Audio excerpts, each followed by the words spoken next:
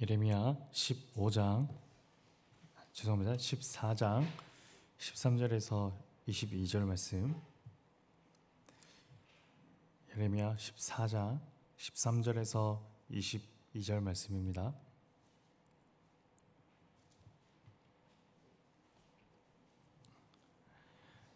교독하겠습니다.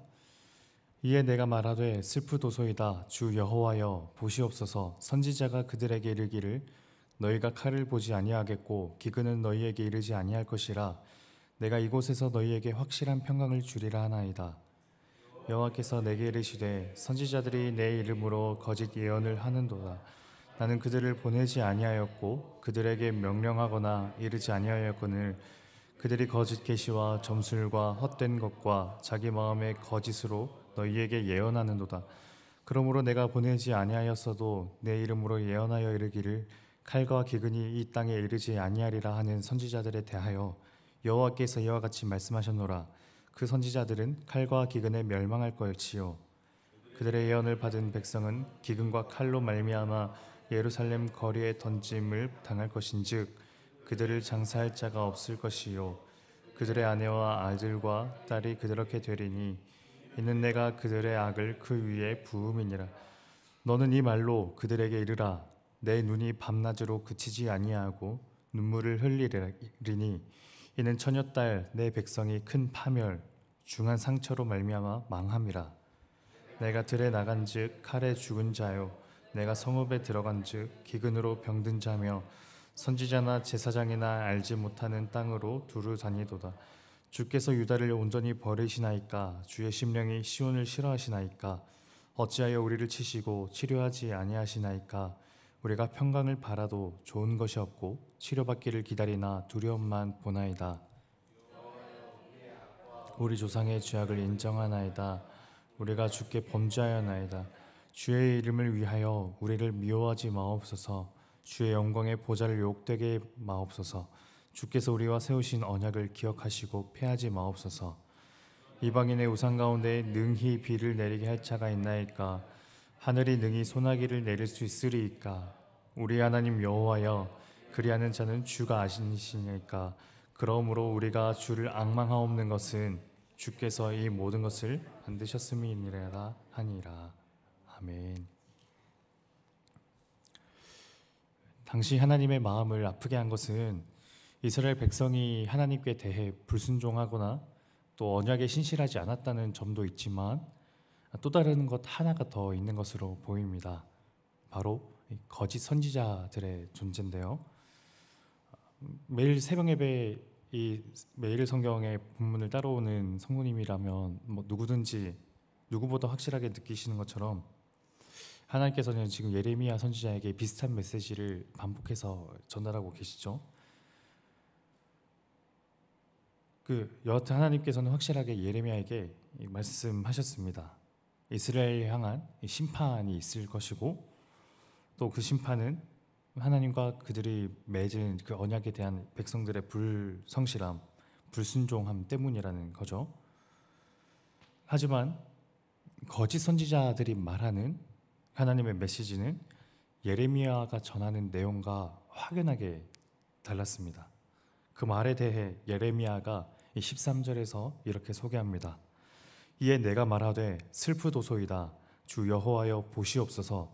선지자들이 그들에게 이르기를 너희가 칼을 보지 아니하겠고 기근은 너희에게 이르지 아니할 것이라. 내가 이곳에서 너희에게 확실한 평강을 주리라 하나이다. 어제 나눈 말씀에서 하나님의 심판을 상징하는 것이 칼과 기근이라는 말씀을 제가 말씀드렸는데, 그런데 거짓 선지자들은 정반대의 메시지를 전합니다. 너희가 칼을 보지 아니하겠고 기근은 너희에게 이르지 아니할 것이라. 나아가 이 거짓 선지자들의 선포는 이 문장으로 수렴됩니다. 너희에게 확실한 평강을 주리라.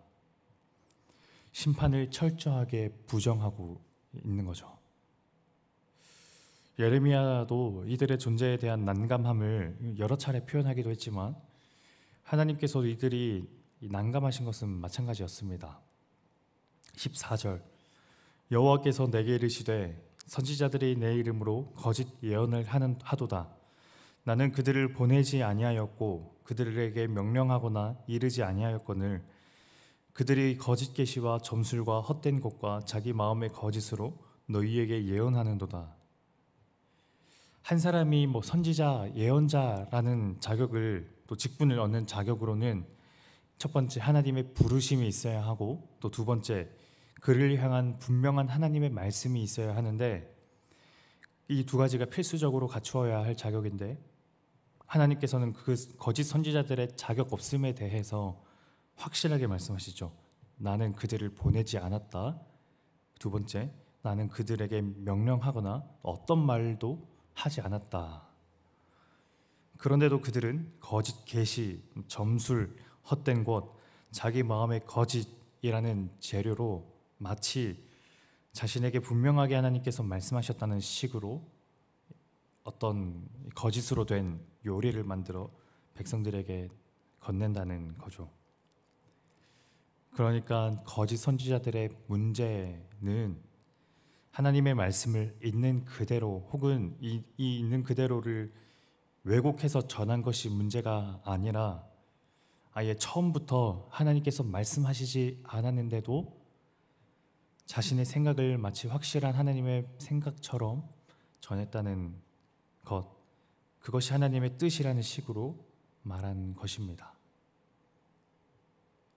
이 둘을 구분하는 것이 중요한데요. 하나님의 말씀을 본래 뜻과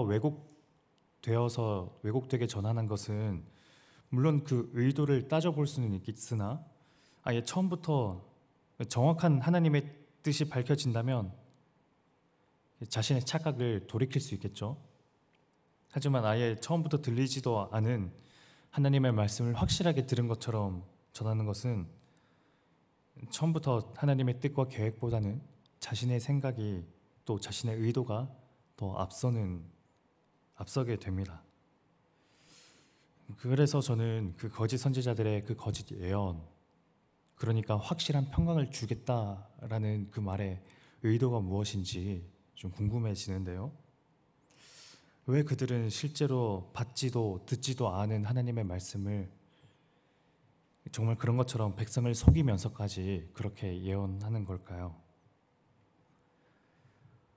그 의도는 그 백성의 이 거짓 선지자들의 속마음이 드러나 있지 않아서 모르긴 하지만 이 거짓 예언의 효과가 어땠는지를 살펴보면 그 의도를 좀 짐작할 수 있을 것 같습니다.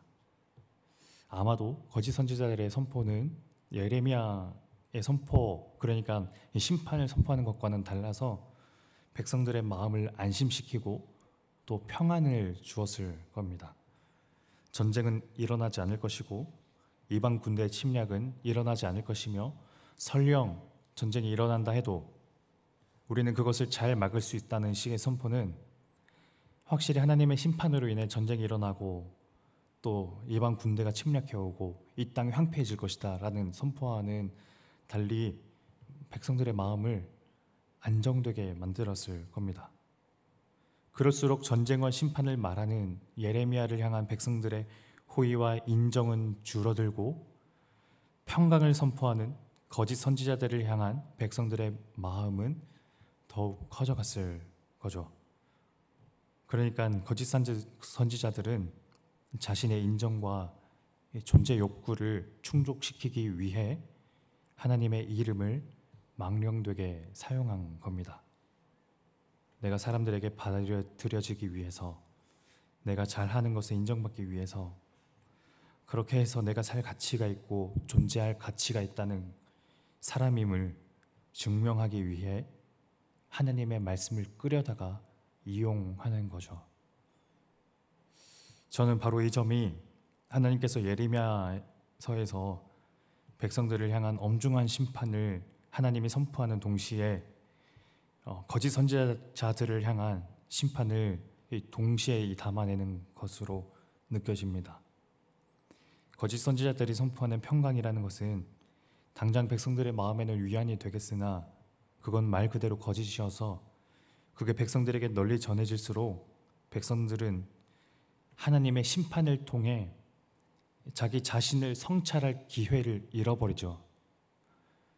우리를 향한 하나님의 심판이 왜 일어나게 되었으며 우리가 무엇을 잘못했는지, 그리고 우리는 무엇을 다시 되찾아야 할지. 결국 거짓 선지자들의 이런 메시지가 위험한 것은 자기 자신은 당장 사람들에게 인기와 인정을 얻을지 모르나 정작 평강이 아닌 백성들을 심판하시는 하나님은 선한 분이 아니라 악하거나 우리의 사정을 모르는, 이해하지 못하는 분이라는 인식이 더 퍼지게 되진 않을까요? 자신을 앞세우기 위해 하나님을 뒷전에 두는 정도가 아니라 아예 하나님을 적극적으로 끌어당겨와 자신을 높이고 하나님을 낮추는 일이 일어나게 됩니다. 저는 오늘 말씀을 준비하면서 누구보다 제 자신이 이런 거짓 선지자의 유혹에 쉽게 빠질 수 있을 것 같다는 생각을 문득 했습니다. 물론 오늘날 목회자는 구약 시대의 이 선지자들의 후손이 아니죠. 정반대로 또 제가 이 거짓 선지자처럼 아예 읽지도 않은 그 하나님의 말씀을 이 성경이 아닌 그런 것을 하나님의 말씀이라고 말할 일은 제 일평생 없을 거라고 또 약속할 수도 있을 겁니다. 하지만 가끔씩 저는 이 목사로서의 이 사역이나 설교, 이 모든 이 사역들이 제 존재 증명의 도구가 되어버린 것은 아닌가 하는 의심을 스스로에게 던질 때가 있습니다. 하나님의 말씀보다, 하나님의 일 높이기보다 제 존재를 더 앞세우는 것 같을 때가 있는 건 아닌가 하는 생각입니다. 성도님들께서는 어떠신지요?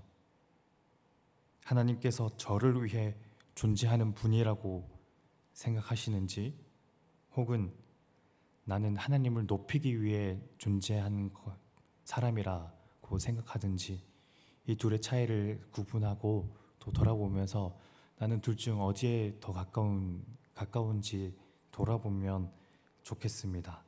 그래서 우리가 하나님을 섬기고 또 우리가 하나님 편에 끝까지 서는 것이 우리의 믿음입니다, 고백하며 나아가는 저희들 되면 좋겠습니다. 기도하겠습니다. 하나님 아버지, 거짓 선지자들의 이 거짓 예언들을 생각해 보면서 그들은 하나님을 뒷전에 두는 정도가 아니라 아예 처음부터 자신들에게 말씀하시지도 않은 그 하나님의 말씀을 끌어당겨 와서 정말로 그 하나님이 자신에게 말씀하셨다는 듯이 그렇게 백성들에게 선포하면서 그 백성들이 건네는 인기와 인정을 마음껏 누렸을지 모릅니다. 하나님, 그 거짓 선지자들의 그런 모습들이 한심해 보이기도 하지만 사실 저희들의 속마음 어딘가에는 그 하나님이 누구보다 나를 위해 존재하고 또 그 하나님이 나를 보호해주고 나를 위한 그 신으로만 생각하는 마음이 저희들에게도 또 없진 않은지, 그런 마음들이 이 거짓 선지자들의 그 마음과 조금은 비슷한 면이 있는 건 아닌지, 또 그 하나님의 말씀과 그 하나님을 위한다는 명목으로 나 자신의 존재 증명을 하려고 하는 그 욕구가 계속해서 있는 건 아닌지, 하나님, 이 모든 것들을 돌아봅니다. 하나님, 그래서 저희들의 자아가 그 하나님보다 더 높아지지 않게 하시고 늘 하나님의 말씀 앞에 더 낮아지고 겸손하고 겸허하게 되어서 하나님의 말씀에 바짝 엎드리고 그 하나님의 말씀이 나에게 말씀하시는 바대로 살아갈 수 있도록 저희 자아를 하나님의 말씀 앞에 무릎 꿇게 하여 주옵소서. 그 하나님을 높이기를 원한다는 그 마음의 고백이 저희 진실된 고백이 되게 하시며, 그래서 오늘 하루가 나 자신의 살 이전에 하나님께서 나에게 주신 그 삶을 가지고 하나님을 위해 살아가는 오늘 하루가 되게 하여 주옵소서. 감사드리며 예수님 이름으로 기도드립니다. 아멘. 두 가지 기도 제목 놓고 기도했으면 좋겠습니다. 거짓 선지자들의 그런 마음의 욕구가 저희들에게 비슷한 점이 없진 않은지 돌아보면서 저는 하나님을 높이는 사람인지 또는 하나님이 나를 위해 존재하기를 원하는지 이 두 가지를 구분하면서 하나님 제가 어디에 더 가까운 사람인지 돌아봅니다. 이 돌아보는 기도를 하면 좋겠습니다. 그리고 또 두 번째로는 또 청년부 수련회를 놓고 이 여름 수련회 때 청년들이 많은 은혜 받고 또 하나님 말씀 앞에서 자신의 자아를 돌아볼 수 있도록 해달라고 또 특별히 또 요즘에 일어나는 그런 흉흉한 이런 소식들 가운데 그 가족들과 그 피해를 당한 그런 가족들 마음을 또 안정하게 지켜주옵소서. 그리고 사람들 이 땅의 모든 사람들의 마음을 상한 심령들을 안정하게 안심하게 만들어서 그 하나님의 말씀 앞에서 하나님을 또 바라보고 또 발견할 수 있도록 해달라고 그렇게 또 각자 가져오신 기도 제목 가지고 우리 기도하러 나아가겠습니다.